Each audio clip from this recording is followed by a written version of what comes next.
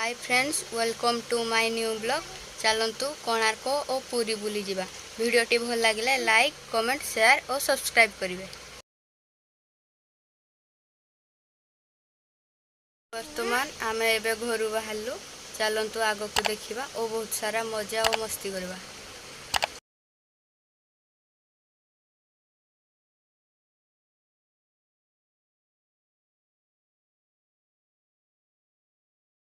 घंटा पर आम एबे पहुँची गलु चंद्रभागा पाखे। चलतु देखा आग को कौन हो। बहुत बड़ बड़ लहड़ी भी आसूँ। आपण मैंने देखिपे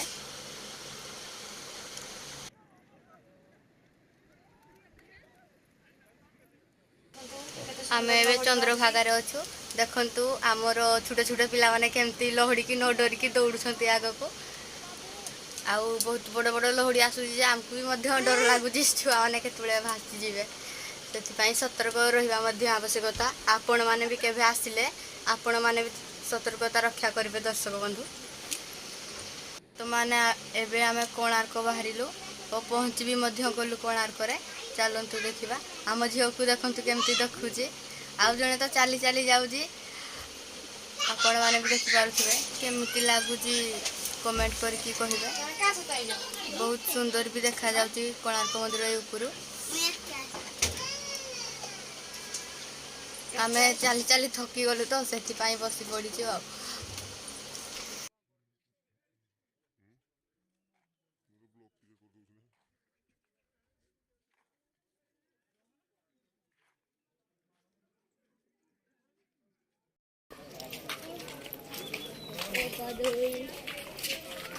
बहुत बुलाबुली पर आम ए पुरी जीवु। चलतु देखा आग को कौन हो। पुरी को जावाई बाहरलु किसी समय पर पुरी बीच को पहुँची गलु। आपण मैंने भी देखिपे एबे तो आम गाधेबा को बाहरीचु। देखु केते बड़ बड़ और केते सुंदर भाव लहड़ी आसूची। देखले तो जीवाई मन आउ होनी गाँ को। तथापि एठी तो आउ रही हेनी ना से आमको जीवाई भी पड़ो। एठी बहुत अल्प समय आम रहीलु। मु तो पड़गली गोटे लहड़ी मो भाई सहित छोट भाई सहित। मो भाउज आम झील को गोटे लहड़ी कुआडे घोषी नेला पत्ता मिलूनी। एटा एबे आम छुआ मैंने उटर बसिकी बुलुंट। समय रहा पर अपराह्न 4टा बेले आम पुरी मंदिर को बाहरिलु। आउ चलतु जीवा पुरी मंदिर भितर को। तो फोन आलाउ ना से आम दर्शन कर जाऊँ। आसले आम ब्लॉग आग को बढ़ेबे। एबे आम दर्शन सारिकी बाहरिलु।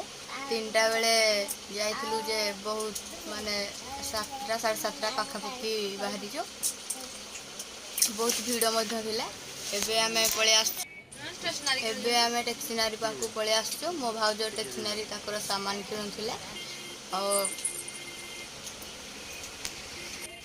किणाकिणी सरीला परे आम एबे रूम को बाहरिबु।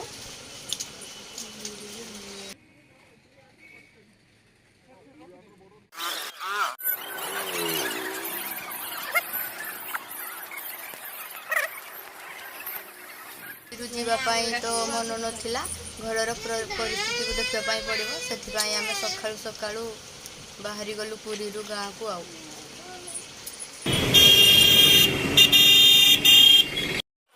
जय जगन्नाथ। एबे आम पुरी बाहरिलु आग को जीवा। एबे आम पुरी मार्केट रू बाहरिलु आग को। आहरी ब्लॉक अच्छे देखापी जमारू भूलिबे नहीं।